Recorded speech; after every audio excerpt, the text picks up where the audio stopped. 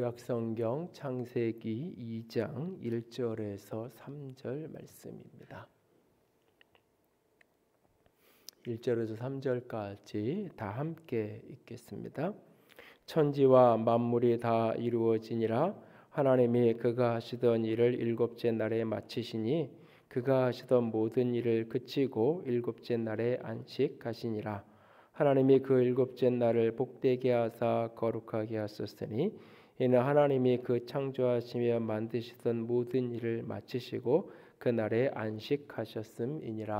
아멘. 기도합니다. 영광이 하나님, 사랑이 하나님, 이 시간 주의 음성 듣기 원합니다. 주께서 말씀하여 주셔서 우리의 마음과 우리의 영혼이 주의 음성을 들을 수 있도록 성령께서 함께하여 주시옵소서. 우리 모두에게 듣는 길을 열어주시고 믿음으로 주 앞에 설 수 있도록 하시기를 원합니다. 연약한 종을 십자가 뒤에 감춰주셔서 생명의 능력만 온전히 증거할 수 있도록 붙들어 주시옵소서. 주님만 바라고 의지하오며 우리 주님 예수님 이름으로 기도드렸습니다. 아멘. 목사님 조용히 들어보셔요. 온 세계가 하나님을 노래하고 있습니다. 우주의 처음은 파동으로부터 시작되었고 지금도 보이지 않지만 이 온 세상 속에는 우리의 귀에 들리지 않는 보이지 않는 음파로 가득한 것을 볼 수 있습니다. 저는 이 자연을 볼 때마다 온 세계가 하나님을 찬양하는 소리를 듣습니다. 오래전에 초가을 그 늦은 밤 시간에 홍천의 한 리조트 산책로를 이렇게 산책하다가 지금은 돌아가신 크리스찬 목사님이 했던 이야기입니다. 도시의 소란함과 화려한 조명을 떠나서 외딴 곳을 가만히 걸을 기회가 있을 때마다 저는 그때 그 목사님에게 들었던 그 이야기가 늘 오버랩이 됩니다. 풀벌레 소리와 밤하늘에 가득한 소리를 들으면 온 세계가 하나님을 찬양하고 있는 모습이 느껴집니다. 온 세계는 하나님이 지휘하신 오케스트라의 향연과 같습니다. 정서적으로 건강한 사람, 그는 하나님께서 지휘하시는 그 리듬에 맞춰서 인생길을 걸어가는 살아가는 사람입니다. 정서적으로 건강한 사람은 자기 자신을 소유가 아닌 존재로 바라보는 자기 정체성을 가진 사람, 현재를 발목 잡는 과거와 화해한 사람, 그리고 건강한 사람은 현실의 한계를 끌어안고 오늘도 슬픔의 골짜기를 지나가는 사람, 그가 정서적으로 건강한 사람이라 했습니다. 정서적으로 건강한 사람 다섯 번째 이야기입니다. 정서적으로 건강한 사람은 하나님의 창조의 리듬에 맞춰서 인생길을 걸어가는 사람입니다. 애굽에서 1년 365일 쉼없이 살아가던 이스라엘 백성들을 하나님께서 출애굽시켜서 구원해 내십니다. 그렇게 구원하신 하나님은 그들에게 새로운 삶의 리듬, 새로운 삶의 패턴을 제시하여 주십니다. 우주의 창조의 이야기와 안식일 명령을 통해서 하나님은 밤과 낮, 일과 쉼의 새로운 리듬을 그들에게 알려주십니다. 그리고 그 새로운 창조의 리듬을 따라서 인생길을 걸어가도록, 그것이 건강하고 그것이 아름다운 삶이라고 주님께서 말씀하시는 것을 보게 됩니다. 창조의 리듬을 맞춰서 하나님께서 우리를 만드시고 하나님께서 우리 가운데 주신 그 리듬에 맞춰서 살아가는 건강한 삶을 살기 위해서 우리가 알아야 될, 배워야 할 몇 가지 것들을 오늘 같이 나누려고 합니다. 창세기 1장과 2장에 게시되어진 창조 기사 이야기하고 출애굽기 20장과 신명기 5장에 언급되어지는 십계명 속에 언급되어진 이 안식일 명령을 함께 살펴보면서 창조의 리듬, 하나님께서 우리 가운데 허락하신 하나님의 삶의 리듬을 우리가 배우고 그 리듬에 맞춰서 살아가기 위해서 우리는 어떻게 해야 하는가라는 부분들을 같이 살펴보고자 합니다.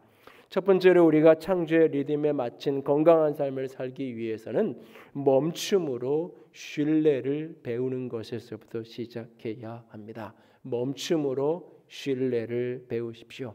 창세기 1장의 창조 기사는 우주가 어떻게 창조되었는지 창조의 방법론을 알려주기 위한 말씀이 아닙니다. 성경은 창조에 대한 과학적 방법론을 논증하기 위해 기록된 책이 아닙니다. 창세기 1장은 1절에 태초에 하나님이 천지를 창조하시니라 라고 하는 선포로 시작을 합니다. 창조는 논증의 대상이 아니라 신앙의 대상, 믿음의 대상입니다. 앞으로 아무리 과학이 발달하고 이번에 노벨 물리학상을 탄 분이 블랙홀 이론을 가지고 물리학상을 탔지만 어떤 창조 이론이 어떤 물리학 이론이 발달한다 할지라도 앞으로 수백 년 혹 수만 년이 지난다 할지라도 창조는 증명될 수 있는 게 아니에요. 왜냐하면 태초에 그 창조된 그 시간에 되돌아가서 그것을 확인할 수 있는 존재는 아무도 없기 때문에 창조는 여러 가지로 설명되어지고 해석되어지고 논증되어지고 있지만 궁극적으로는 결국은 신앙의 대상, 믿음의 대상일 뿐입니다. 하나님의 창조를 믿음으로 받아들일 때 결국 그 믿음이 십자가와 부활을 믿는 복음을 믿는 구원에 이르는 믿음에까지 나아가게 되는 것입니다. 창세기의 이 말씀을 듣게 된 1차 대상은 출애굽 백성입니다. 애굽에서 살던 그 사람들, 이집트에 살던 그들을 출애굽해 내셔서 그들에게 하나님이 모세를 통해서 새로운 생활 패턴, 새로운 생활 방식, 새로운 생활 가치, 새로운 생활의 리듬을 그들에게 계시하고 알려주시기 위해서 하나님은 창세기에서 신명기까지 모세오경을 그들에게 주셨어요. 특별히 창세기 메시지는 그들에게 새로운 리듬을 가르쳐준 아주 중요한 메시지입니다. 그들이 살던 이집트는 온갖 자연신으로 가득하던 세상입니다. 해와 달과 별은 물론이고 그 나일강까지도 신으로 섬기던 세상이었어요. 개구리와 메뚜기, 소나 양을 비롯한 온갖 육축들을 다 신으로 섬기던 그런 땅이었습니다. 심지어는 애굽의 최고 통치자였던 바로는 태양신 라의 아들이라고 여기고 그렇게 믿었던 사람들입니다. 온갖 자연 만물들을 신으로 섬기던 세계에서 수백 년을 살다가 하나님이 그 백성을 끌어내세요. 그러면서 그들에게 처음으로 하셨던 하나님의 말씀의 선포는 태초에 하나님이 천지를 창조하시니라. 오늘 너희들이 살던 세상에서 사람들이 신으로 섬기던 그 모든 세계의 만물들, 해와 달과 별과 소와 양과 육축과 개구리와 메뚜기, 이 모든 것들 다 내가 창조한 거야. 내가 창조한 거야. 참 신은, 참 하나님은 너희들이 섬기던 그 이집트 사람들이 섬기던 그 자연 만물이 아니라 너희들의 조상 아브라함과 이삭과 야곱이 섬겼던 그 하나님 여호와 하나님만의 참 하나님이야 라고 그들에게 하나님이 선포하시면서 태초에 하나님이 천지를 창조하시니라 라고 말씀하는 거예요.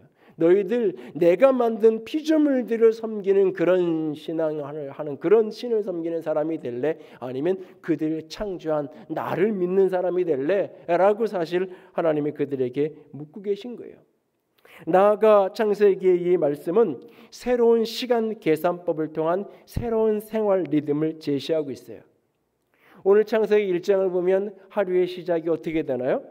밤이 되고 아침이 되니 이는 첫째 날이니라. 6일 동안 계속 이 표현이 반복이 돼요. 저녁이 되고 아침이 되니, 밤이 되고 아침이 되니. 하루의 시작이 해가 저무는 저녁으로 시작하고 있어요. 한 주일을 일주일 단위로 한 7일로 해가지고 첫째 날에부터 일곱째 날, 그 일곱째 날에 하나님이 쉬셨다 안식일을 이야기하고 있어요. 고대 메소포타미아 문명권에서 발달했던 그 계산법과 관련이 있어요. 이 메소포타미아 문명에서는 60진법을 사용해서 0부터 59까지의 숫자만을 사용했어요. 그래서 1분이 60초, 1시간이 60분 계산법이 다 이 메소포타미아 문명에서 나온 거예요. 그러나 오늘 이스라엘 백성이 살던 그 고대 이집트 문명은 60진법을 쓰는 것이 아니라 10진법을 쓰던 세상이에요. 한 주간을 7일로 구분하지 않아요. 그들은 한 주간은 10일 단위로 끊어요. 그래서 한 달이 30일, 1년이 12달로 구성돼요.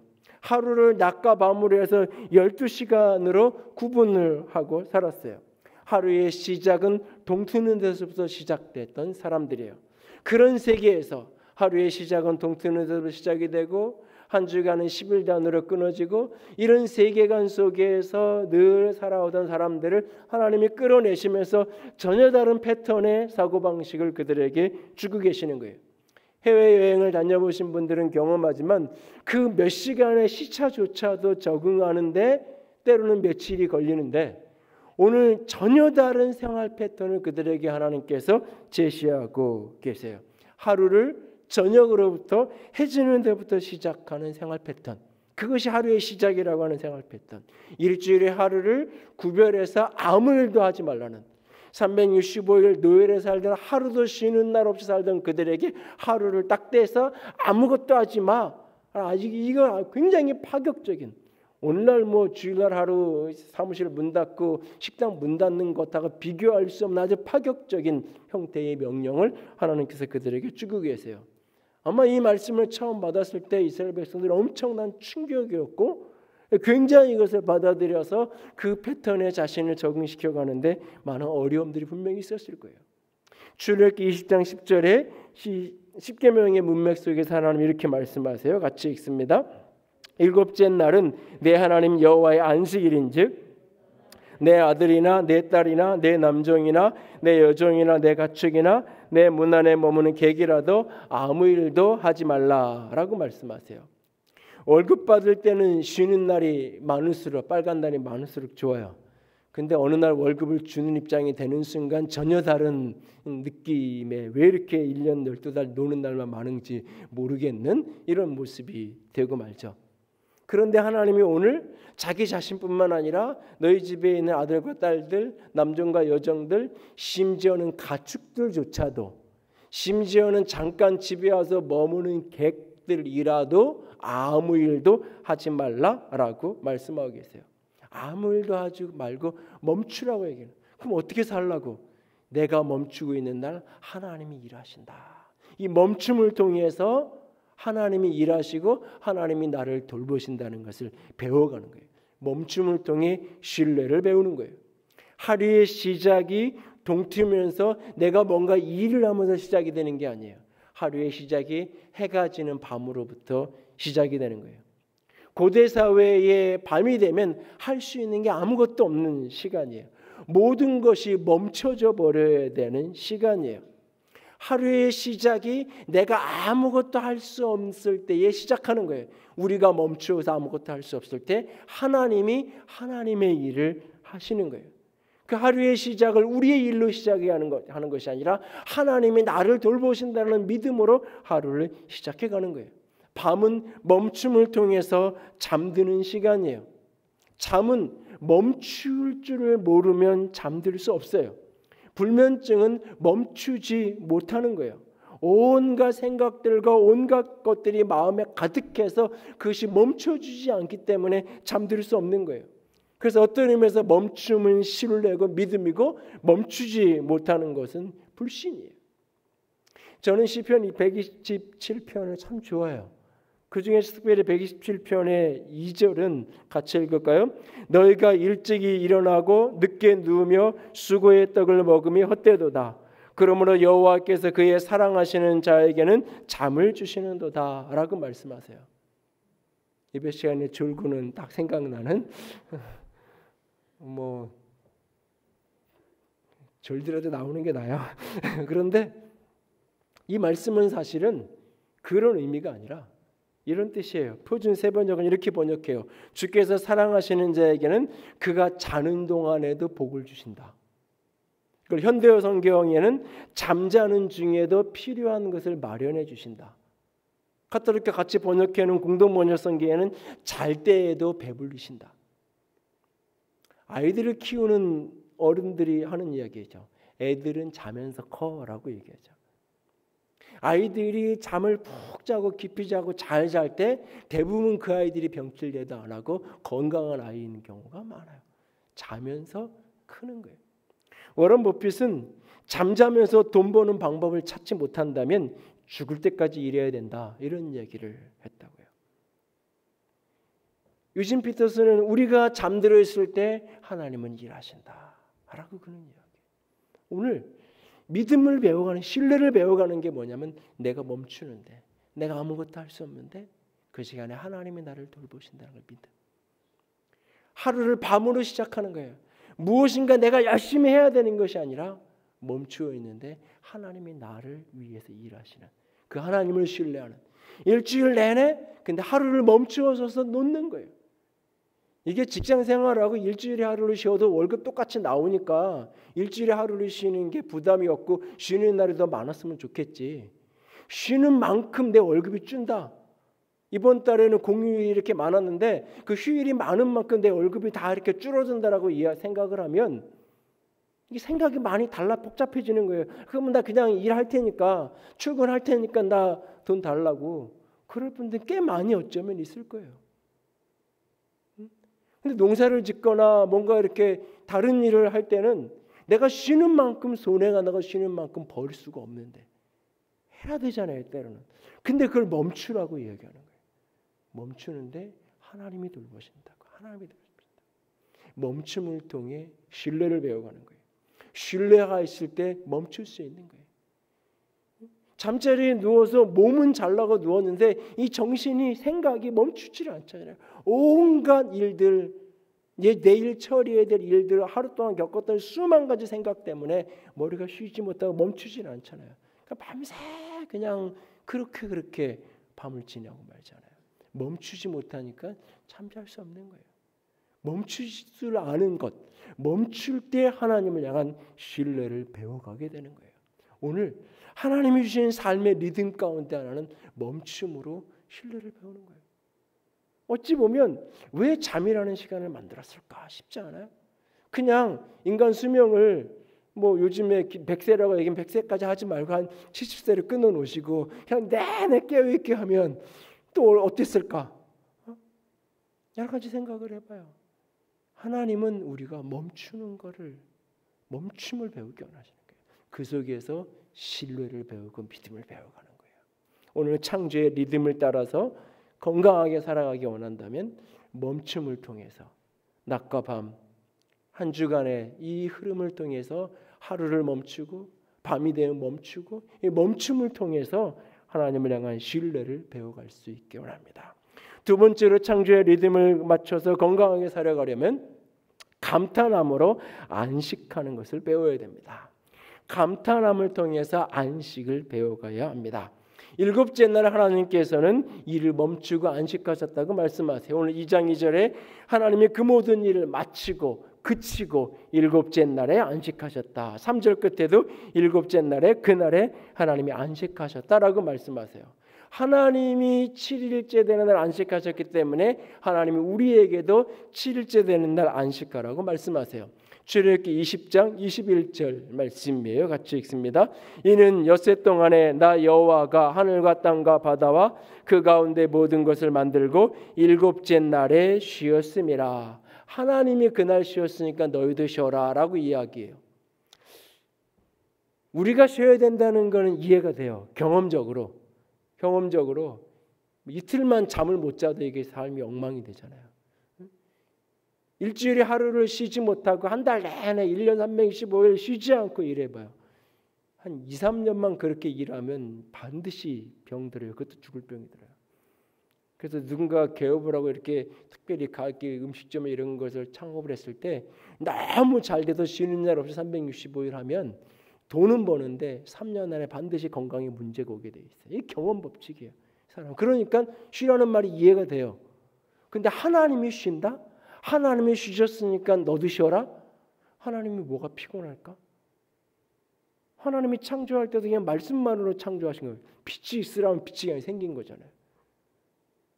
보면 창세기 1장을 읽어보면 하루에도 다 할 것 같잖아요. 굳이 뭐 이거를 7일 동안 나눠서 이렇게 하실 필요가 있나? 그냥 한 번씩 말씀. 아침 먹고 빛이 있으라 그러고 점심 때 나눠지라 그러고 뭐 그래도 되겠잖아요.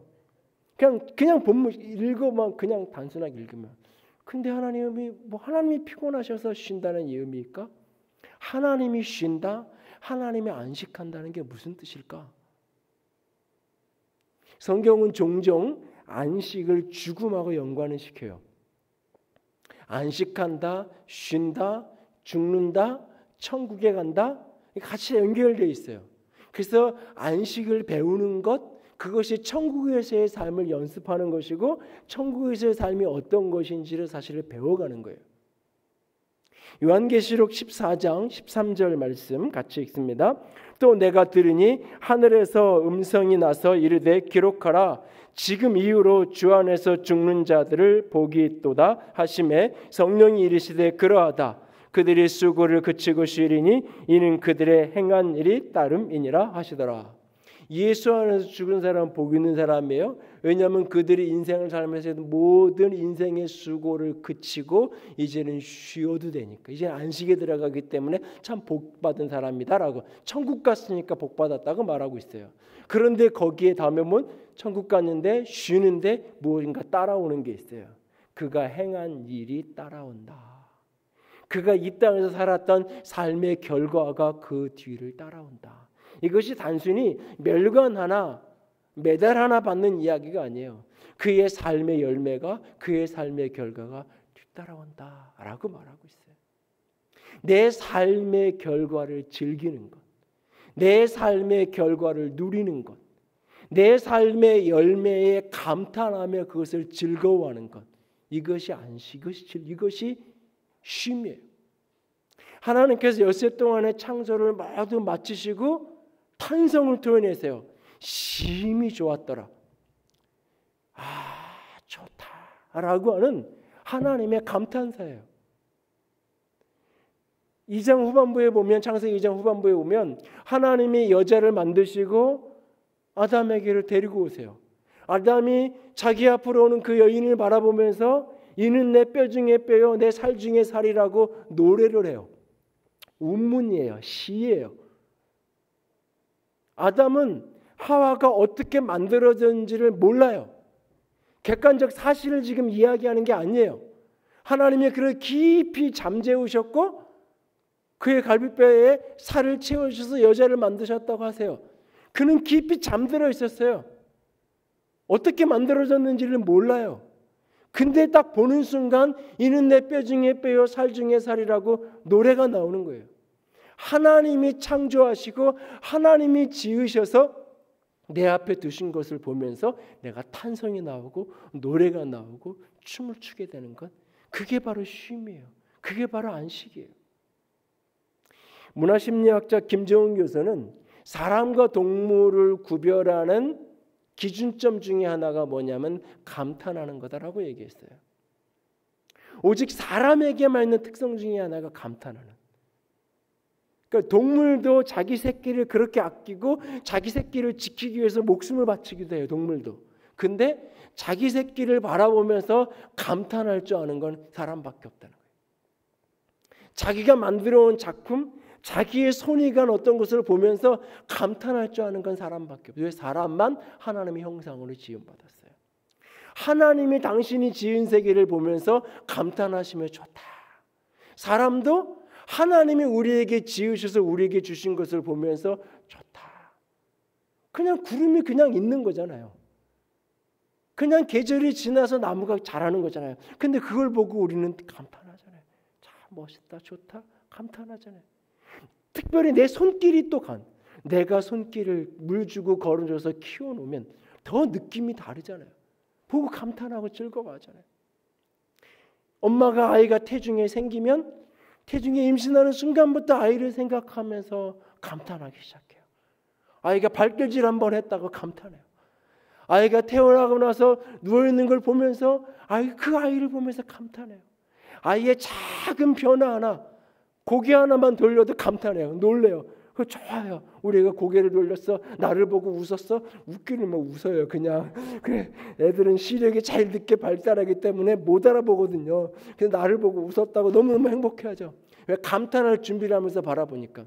온 집안 식구들도 그걸 보면서 온 세계에서 가장 멋있고 가장 이쁜 아이인 것처럼 그렇게, 그게 근데 남들은 착각이라고 생각하는데 본인은 착각이 아닌 거예요. 진짜 그렇게 그냥 보이는 거예요. 왜? 감탄할 마음을 그렇게 바라보고 살아가니까. 그렇게 부모와 주변 사람의 감탄을 받으면서 자라가는 게 사람이에요. 그리고 충분한 그런 감탄을 받으면서 자라가는 아이가 건강한, 정서적으로나 영적으로 육체적으로나 건강하게 자라가게 돼 있는 거예요. 그런데 어느 날부터인가 감탄이 사라져요. 어느 날부터인가 우리 아이를 보고 감탄하는 게 아니라 옆집 아이를 보고 감탄하기 시작해요. 쟤가 한글을 읽네. 쟤는 왜 이렇게 키가 크지? 어느 날부터인가 우리 아이를 보고 감탄하는 것이 아니라 TV 모니터 속에 있는 드라마 속에 있는 영화 속에 있는 그 아이를 보면서 감탄하기 시작해요. 그리고 이 아이를 봐요. 그러면서 부담을 느끼기 시작해요. 내가 뭔가를 해줘야 되는데, 내가 뭔가를 더 해줘야 되는데, 이 아이도 저렇게 키우려면, 이 아이도 저렇게 자라가려면 내가 뭔가를 해줘야 되는데, 끊임없이 아이를 바라보고 함께하는 것이 감탄이고 즐거움이고 쉼이고, 피곤하고 지치고 직장생활 막 힘들다가도 퇴근하고서 들어오면 아이가 아빠가 안겨주고 웃어주면 그냥 그게 행복하고 좋아서 그게 쉼이 되던 때가 있었는데, 어느 날부터 짐이에요. 아이를 볼 때마다 내가 뭔가를 해줘야 되는데, 뭔가 해줘야 되는데, 내가 뭔가 잘못해서 이 아이가 이렇게 어긋나나, 늘 짐이고 부담일 뿐이에요. 그러니까 어느 날 애가 집을 떠나겠다고 어디 지방에 있는 무슨 학교라도, 기숙사에 있는 학교라도 가겠다 그러면 한편으로는 입으로는 걱정하면서 속으로는 잘 됐다, 걔 돈만 보내주면 되고 일주일에 한 번만 보면 되고. 부부관계도 그렇잖아요. 부부관계도 처음 만나 서로를 감탄하고 만나고 싶고 헤어지고 싶지 않고 그래서 결혼하잖아요.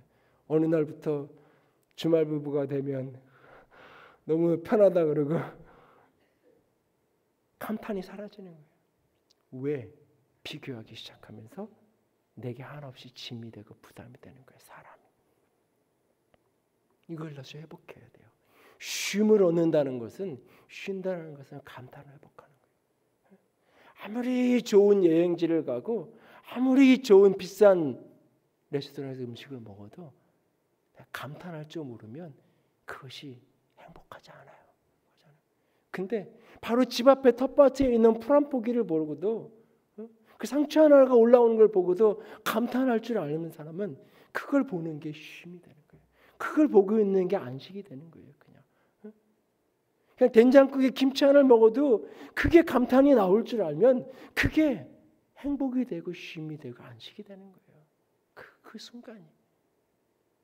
하나님이 내게 주신 것들, 내 손길이 닿는 것들, 그것들에 대해서 감탄할 줄 아는 것, 이게 쉬는 거예요. 감탄하면서 안식을 경험하고 감탄하면서 쉼을 경험하고 쉼을 배워갈 줄 아는 것, 이게 창조의 리듬을 맞춰서 살아가는 삶이에요. 오늘 창조의 리듬을 맞춰서 건강하게 살아가기 원하나요? 비교를 멈추고 감탄을 다시 회복할 수 있기를 원합니다. 방향을 바꿔서 감탄할 때 우리가 다시 삶에서 우리가 안식하고 쉴 수 있는 그런 여유가 생기기 시작할 거예요. 세 번째로 우리가 창조의 리듬을 맞춰서 건강하게 살아가기 위해서는 경배함으로 거룩함을 배워가야 돼요. 경배함으로 거룩함을 배워야 돼요. 하나님이 이 안식하셨는데 오늘 2장 3절에 독특한 표현이 나와요. 하나님이 이 날을 복 주시고 구별하셨다라고 말해요. 하나님이 그 날을 구별하셨어요. 복 주시고 거룩하게 하셨다라고 말해요. 거룩하게 했다면 구별시켜냈다는 이야기예요.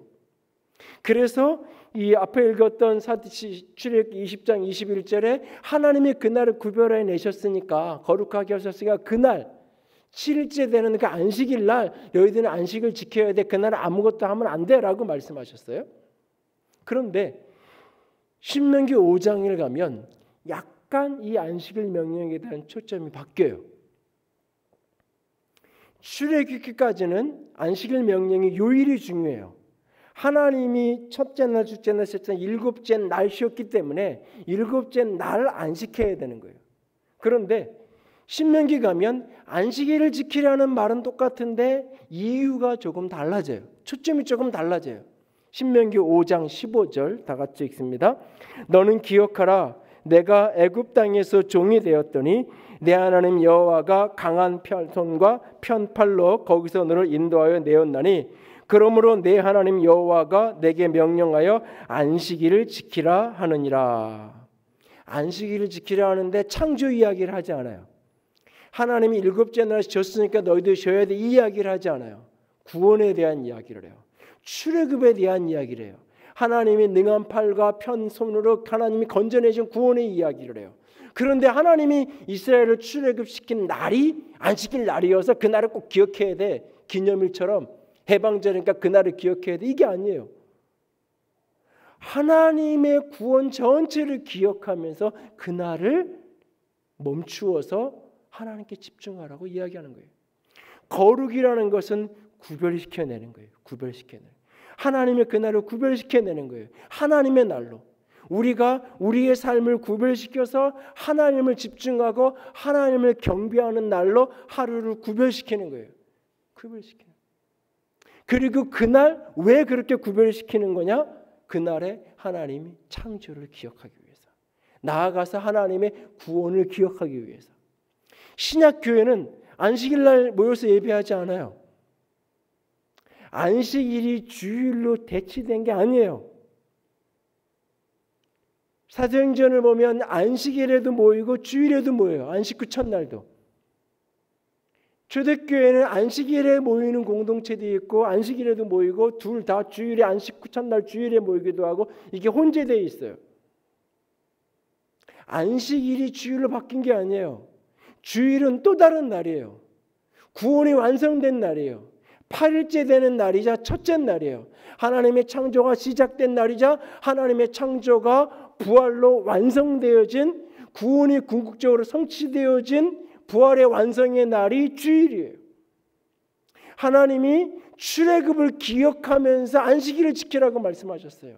신약교회는 출애굽 구원의 본체인 출애굽 구원의 실체인 십자가 부활의 구원을 기억하고 기념하면서 역사 속에서 교회는 주일에 모여서 하나님을 기억하고 경배하기 시작한 거예요. 사실은 엄밀한 의미에서는 주일이 아니어도 돼요. 아니, 성경은 이미 모든 날이 주의 날이라고 말씀하고 계세요. 사도행전 로마서 14장에 모든 날이 주의 날이에요. 어떤 날에 모일지는 마음에 확증하면 된다고 말씀하셨어요. 그렇기 때문에 직업적인 여러 가지 이유로 주일에 예배하는 것이 불가능한 바람은 얼마든지 다른 날 할 수 있어요. 그런데 여기서 중요한 것은 그 시간을 구별해내서 그 시간에 내가 하나님께 경배하는 거예요. 하나님께 경배하면 나아갈 때 거기에 하나님이 임재하기 시작하는 거예요. 이스라엘의 찬양 중에 거하신 하나님, 그 하나님은 거룩한 하나님이에요. 하나님이 거기에 임재하시면 그 순간 그게 그 시간과 장소와 공간이 거룩한 것으로 구별되는 거예요. 그러니까 특정한 공간, 특정한 장소가 거룩한 곳이 있는 게 아니에요. 예배당이 거룩하고 이스라엘에 있는 성전터가 거룩하고 특정한 시간, 주일날 오전 11시는 거룩한 시간, 이런 게 있는 게 아니에요. 다만 어느 날이어도 상관없는데 2000년 교회 역사 속에서 부활의 날, 구원이 완성된 날을 기억하고 기념하면서 주일에 모이기 시작했어요. 우리가 그 시간에 모여서 하나님께 경배하고 나아가요. 그럴 때 하나님이 거기에 임재하세요. 하나님이 찾아오심으로 말미암아 그 공간, 그 사람, 그 시간이 거룩하게 떼어서 구별되어지는 거예요. 하나님이 거기에 임하시기 때문에 그곳이 거룩한 것으로 구별되어지는 거예요. 그래서 오늘날 예배당에 마음껏 모일 수 없는 오늘 이 시대에 우리가 어느 때보다 하나님을 기억하고 예배하는 일에 우리는 집중해야 돼요. 우리가 어떤 공간에 어떤 장소에 어떤 모양이든지 그곳에서 하나님을 향해 예배할 때 예배당이 아니라 집이니까 예배당이 아니라 어느 길목에 앉아서 내가 유튜브 열어놓고 예배하고 있으니까 그것은 거룩하지 않은 것이라고요? 아니에요. 그곳에서 찬양과 경배가 이루어질 때 거기에 하나님이 임재하시면 랜선으로만 우리가 온라인 된 것이 아니라 하나님의 성령으로 하나님의 영으로 이 예배당 안에 계신 성령이 오늘 우리가 예배하는 그 곳곳에 거기에 성령이 영으로 임하셔서 영으로 온라인 되어질 때에 그곳에 하나님이 임재하시기 때문에 그 시간 그 장소 그곳에 있는 그 사람이 거룩한 것이 되는 거예요. 일주일에 한 번 우리가 시간을 떼어서 구별해서 하나님을 경배함으로 그곳에 하나님 임재하시고 그 시간과 장소가 거룩함으로 구별되는 것을 경험하는 거예요. 그리고 그 삶이 점점 확장되어 가기 시작하는 거예요.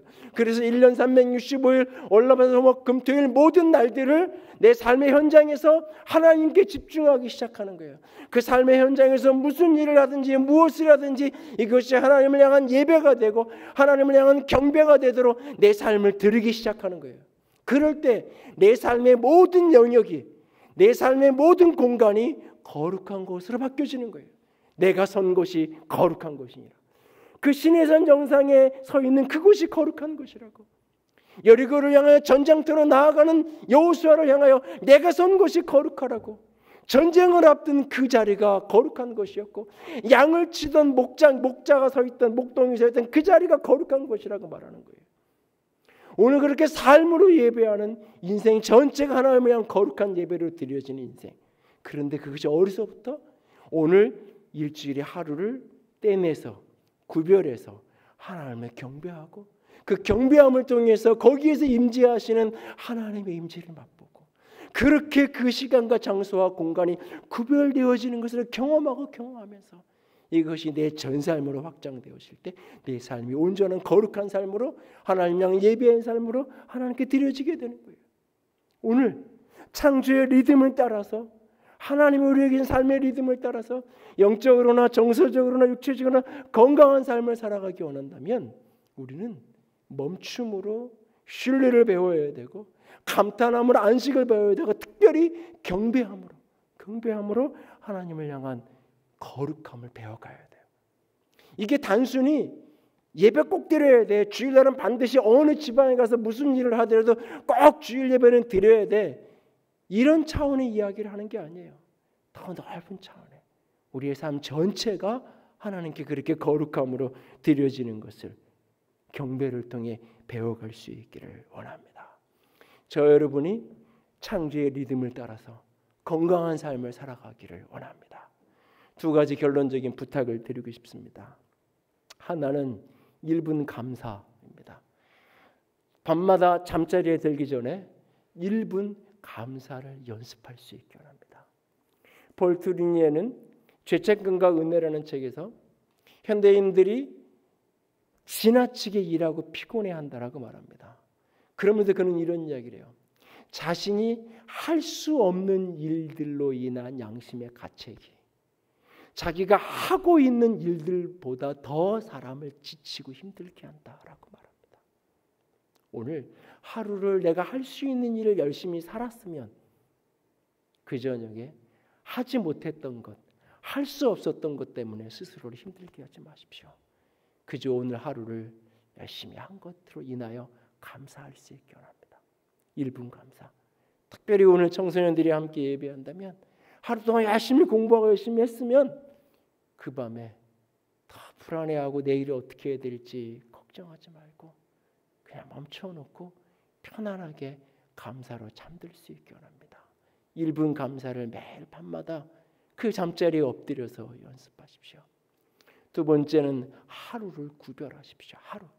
일주일의 하루를 그날이 가능하면 주일이면 좋겠지만 직업적으로 여러 가지 이유로 되지 않는다면 어떤 환경에서도 의도적으로 만들어서 하루를 구별해내십시오.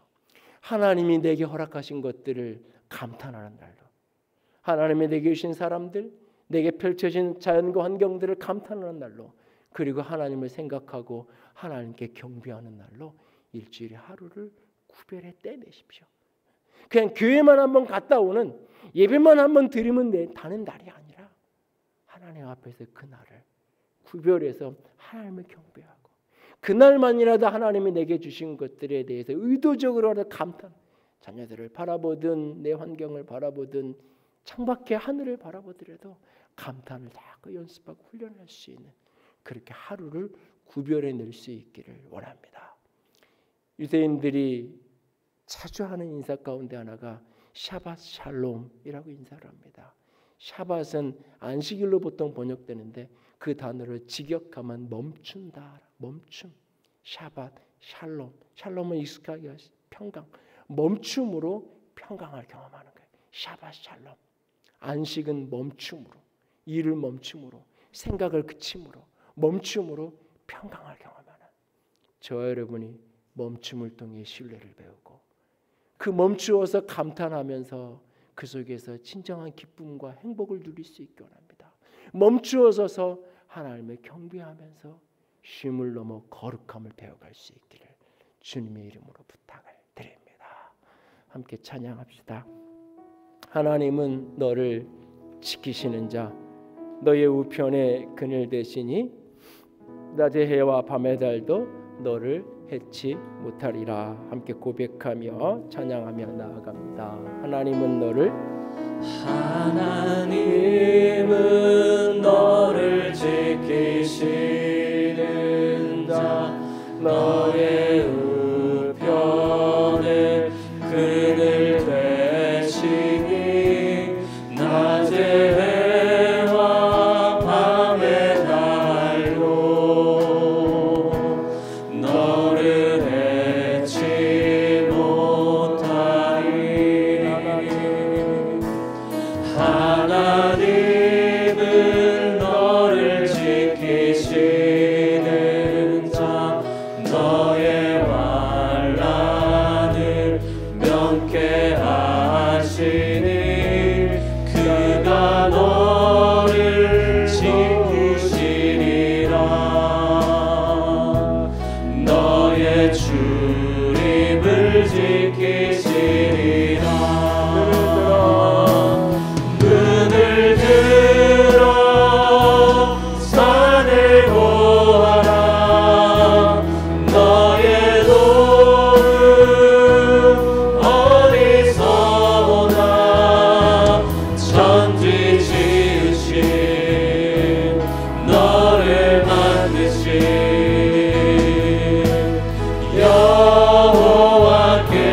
여호와께로다.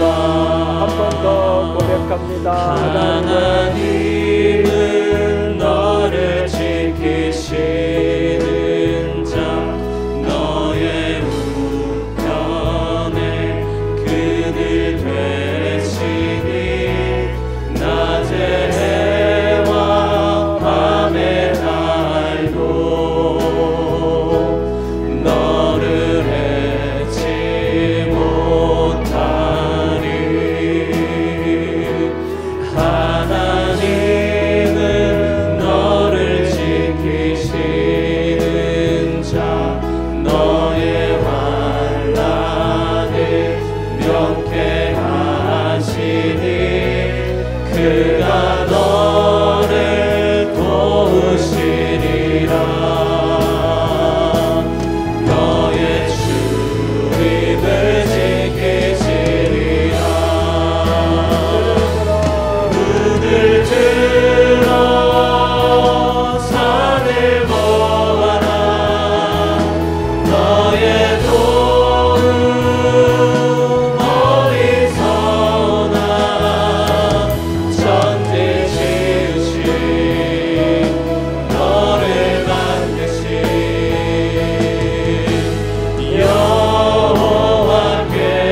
여호와께로다. 이 시간 함께 기도하기 원합니다. 하나님, 멈출 수 있게 원합니다. 밤이 되면 멈추어 깊이 편안히 잠들 수 있고 일주일의 하루를 구별하여 멈추어 쉴 줄 아는 하나님, 그렇게 멈추어서 감탄하고 멈추어서서 하나님께 경배할 줄 아는, 그래서 참된 안식과 참된 거룩을 경험하며 살아갈 수 있는 주의 사람 되게 하여 주시옵소서. 같이 기도합니다. 사랑의 하나님, 영광의 하나님, 주님을 찬양합니다. 눈을 들어 산을 보아라. 너의 도움 어디서 오나. 천지 지으신 너를 만드신 여호와께로다. 눈을 들어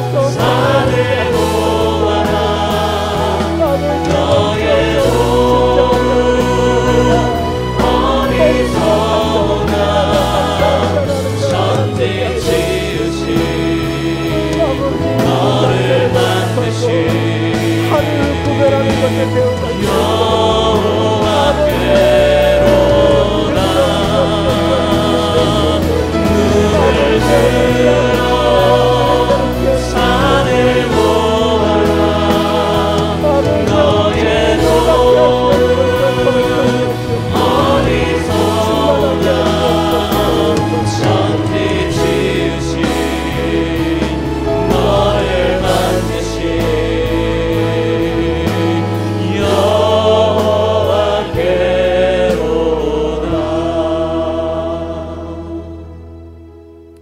아버지, 아무리 아름다운 노래도 쉼표가 없으면 더 이상 들을 수 없고, 아무리 아름다운 그림도 여백이 없으면 오래 보고 있는 게 힘든 것처럼, 아무리 성공했고 아무리 많은 것을 이루었다 한들 멈추어 안식할 줄 모른다면 아버지, 그 인생이 얼마나 비참한 인생일런지요.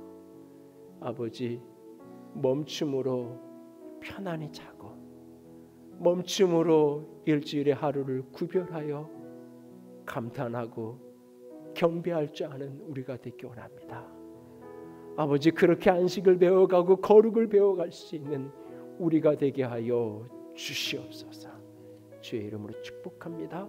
주님 사랑합니다.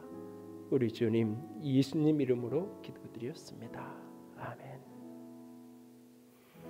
이제는 우리 주 예수 그리스도의 은혜와 하나님 아버지의 놀라우신 사랑하심과 성령 하나님의 교통하시며 기름 부으시는 그 은혜가 오늘도 창조의 리듬을 따라 아름다운 삶을 살아가기로 소원하고 작정하는 모든 이들 위해 이제로부터 영원토록 함께 있을지어다. 아멘.